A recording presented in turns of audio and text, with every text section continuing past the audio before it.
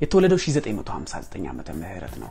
ጃልሜዳ ቀበና በጣም ያራዶች መንደር ነው የተወለደው። በተለይ በልጅነቱ በርካታ ነገሮችን ያደረገ እንዳደገ ታሪኮቹ ይናገራሉ። ልጅ ያለ ቤቱ የክቡር ዘበኛ ፊት ለፊት ስለሆነ ይጠሩትና ሙዚቃ ጧት ሸምድዶ ከሰዓት እንግዲህ ከትምህርት ቤት መልስ ለነሂሩት በቀለ እንዲሁም ለነጥላሁን ገሰሰ ያስጠና ነበር። ግጥም ብቻ አይደለም ዜማም ጭምር ማለት ነው። በጣም ፈጣን ከመሆኑ የተነሳ ትምህርት ቤት ውስጥ በጣም ተግባቢ ነው። መምህራኖቹ ቀለም ይሉታል። በኋላ እንግዲህ በጣም ጎበዝ ከመሆኑ የተነሳ 3 እና 4ን ደብል እንዳለፈ ሁሉ መምህራኖቹ ይናገራሉ።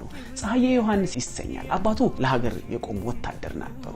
እናም ፀሐዬ ዮሐንስ በአንድ ወቅት ጓደኛውን ወደ ኤርፖርት ሲሸኘው ደራሲ ልዑል አማረን አንድ ነገር ይመጣል። ምን ምትል ፍንጭቷ የሚል አንድ ግጥም ይሰጠዋል። ፍንጭቴ ነው ምልክቴ ለስላሳ ነው ሰውነቴ የሚል ነው። እናም ይገርማቸዋል። ያችን ወረቀት ከያዘ በኋላ ቤቱ ይገባና ድንገት ማታ ጋደም ብሎ ሲያነባት ፍንጭቷ በጣም ይማርከዋል እና ሰፋ ያደርጋታል። ፍንጭቷ ነው ምልክቷ ለስላሳ ነው ሰውነቷ ፍንጭቷ ነው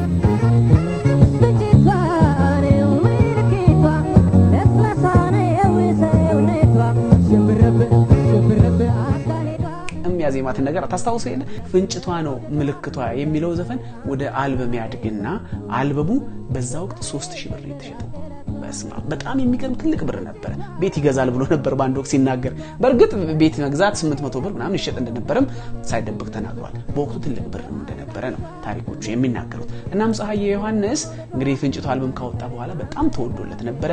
የኢትዮጵያም ሌጋሲ በሉት በኔ ዘመንና በዛኛው ዘመን የነበረ ድልድይ ሙዚቀኛ እንደሆነ ወቅቱ በነገራችሁ ላይ ከነጥላሁን ጋር ከነ መሐሙድ ጋር በጣም በመድረክ የደመቀበትም ጊዜ ነበር ፀሐዬ ዮሐንስ። እንደውም አንዳንዶቹ ተዋናይ ይሆናል ብለው ነበር የጠበቁት በጣም ተጫዋች ስለሆነ። እሱ ግን ያው ሙዚቃ ሳባረገችውና ሙዚቀኛ ሆነ። ለዛም ይመስለኛል መድረክ ላይ ካያችሁት ከዋኔና ድምጽ አንድ ላይ አዋህደው ሲዘፍን የምትመለከቱት። እንደውም እሱ ይላል ሙዚቃ ሊተወን ይገባል ብሎም እኮ ይናገራል። ለምን እንደሆነ ታውቃላችሁ?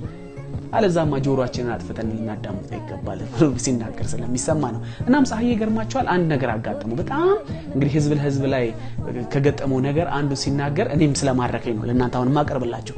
አሜሪካ ላይ ሜሪላንድ የተባለው ግዛት ውስጥ እንግዲህ ህዝብ ለህዝብ ታውቁታላችሁ በ1977 በነበረው ድርቅ ወደ በላው ዓለም የኢትዮጵያ ዲፕሎማት ሆነው ኢትዮጵያ እንዲያስተዋውቁ ተልከው ነበር። ከቻይና በስተቀር በርካቶች አውሮፓና አሜሪካን ጨምሮ ተጉዘዋል እነዚህ ሰዎችና 40 ቲም ነበሩ። 40 ሰዎች እንግዲህ ቡድን አስተባባሪውና ሜሪላንድ ላይ አንድ ድራመር ጠፋ። እንግዲህ ድራመሩ ጠፋ ማለት ባንዱ ቆመ ማለት ነው። ይሄን ነበር ጉድ የመጣው የሚገርማችሁ። እና የሜሪላንዱ መድረክ ላይ በርካታ ባለስልጣናት ትልልቅ ፕሮፌሰሮች እንግዲህ ታሪክ አዋቂዎች ይገኛሉና ምን ብለው ያቀርቡ እንግዲህ ቲሙ ሊቆም ነው ማለት ነው ድራመሩ ስለጠፋ። ይሄን ነበር እንግዲህ ታማኝ በየነ ለሀገሩ ታማኝነቱን የገለጸው ይለዋል ፀሐዬ ዮሐንስ ባንድ ወቅት ሲናገር።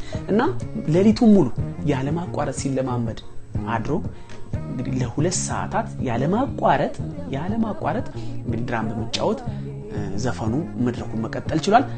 ታማኝነቱንም ገልጾ ድራመር ተጫዋች ሆኗል። ይሄ ድራመር እንግዲህ ማን እንደሆነ እኔም እንግዲህ ስሙን አላስታውሰው አሁን ሊሰማው ይችል ይሆናልና ታማኝ በየነ ድራም ተጫዋች መሆናችንም እኛ እንግዲህ አላቅም ነበር ፀሐዬ ሲናገር ነው የሰማው። ስለ ህዝብ ለህዝብ ሲያነሳ እንግዲህ እኛ ሀገራችን ዲፕሎማቶች ነበር በወቅቱም የተሰጠን የዲፕሎማት ፓስፖርት ነበር ሁሉ ብሎ ሲናገር ሰምቻለሁና ፀሐዬ ዮሐንስ ተነግሮ የማያልቅ ብዙ ታሪክ አለው። እኔ ባጭሩ የሁለት ዘመን ድልድይ የሙዚቃው ድልድይ ስለሆነም ፀሐዬ አሁንም ስላለ ስለምንወደው ይሄን ላነሳ ወደድኩኝ። እኔ በሱ ፍቃድ ተገኘኝ። ይሄ ፕሮግራሙ ደግሞ ጠይም በር ነው። ጤና ይስጥልኝ። በጣም ነው